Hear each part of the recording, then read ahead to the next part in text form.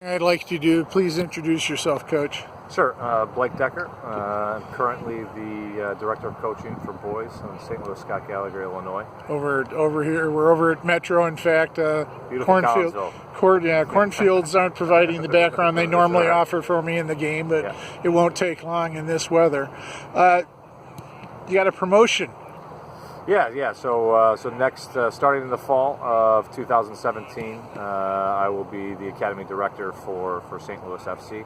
So the combination of teams that we've got going on, I did one story where instead of a boys team on each side of the river, you'll have one Gallagher team. You're going to be responsible for all four of those teams. Correct. Yeah. Correct. Okay. So I'll be responsible for those four teams, and then in addition, we'll maintain development academies at U12, U13, and U14 in Collinsville, and then as well at Fenton, U12, U13, U14. Yeah, your feeders, so you can keep them going. Exactly right. So those will all feed into the St. Louis FC, which will start at U15. We're talking about four teams. That's everybody's kind of known about two teams: the U15, 16, and then the U17, 18. What's changing? Yeah, so part of it is with U.S. Soccer, and they've the mandates that they put forth in 2017, where they're changing the age group classifications, which essentially the result is that there's an extra academy team within the structure, and so whereas now it's 16, 18, and actually in the Midwest it's 15, 16, 18 because we are a pilot league for U.S. Soccer this season.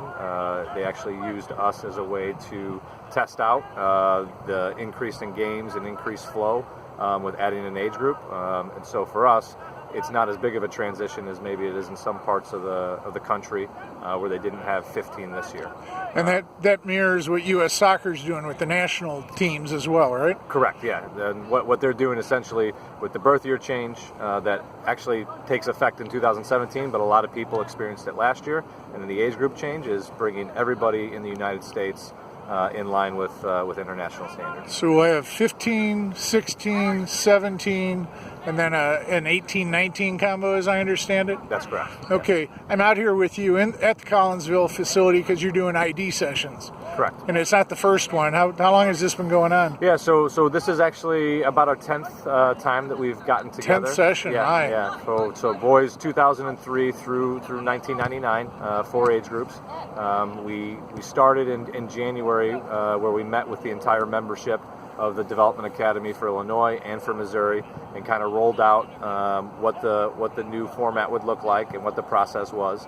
Started training evaluations there shortly after in late January. Ran through about the first week of March. We had about 9 sessions, and then we had a little bit of a break to start preparing for the Development Academy season, because both SLSG, Illinois, and Missouri are still in a season now. We've played 4 regular season games, but with the Easter holiday, had a break this weekend and thought it would be a good opportunity to get the guys back out. It also changes the rhythm up a little bit at a downtime in the season, which is always good to reinvigorate the guys, and it gives us an opportunity to check in and see how guys are doing now. How will this play out then? What's the end game? In terms of the selection process? Yeah. So we'll have this session here, and then we'll have essentially the second half of the spring season. Throughout that period, what we've done is we've tried to evaluate guys not only in this environment, which is slightly artificial, but we've also had staff that will go. Illinois staff will go over to Soccer Park. Missouri staff will come over here and observe guys in their own more natural environments within their teams. That will continue to happen throughout the month of April and May. We play our last league game actually against each other. It'll be the Derby, the last Derby. The last Derby. Oh my, that's right. For the older ages, we'll still have them at 13 and 14. Right. But we'll play our last Derby match on the 26th of May, and then have 2 more sessions shortly thereafter. And then we'll release rosters for the 2017-18 season by June 2nd. By June 2nd, it'll be that early. Correct. Because then you have a showcase event, the national showcase. Correct. Hopefully playoffs, but if not playoffs, then showcase. Yeah, there's a couple teams I know on the Missouri side that are wild card hunt. Yeah, exactly. So, but regardless, we'll have an event. But we have about a 3-week break between the end of the regular season and that, and we wanted to be sure to give guys enough time to be able to make the plans that they need to make, whether they transition to the St. Louis FC Academy or they move into the elite program in Illinois and Missouri. We wanted to give them enough time to be able to make their plans and move forward. St. Louis FC Academy, that's the new branding for the combined group. Correct. It does bring up, I noticed General Manager Jeremy Allenbaugh was out here tonight. Yep. He just signed 4 of your boys to Academy contracts. Correct. So he's keeping a personal finger on the pulse, it looks like. Absolutely, yeah. And he's been involved with us throughout the process, and has a vested interest and is really in support of this, as we all are. But we feel like this provides a much clearer pathway for young boys that want to move into the professional game.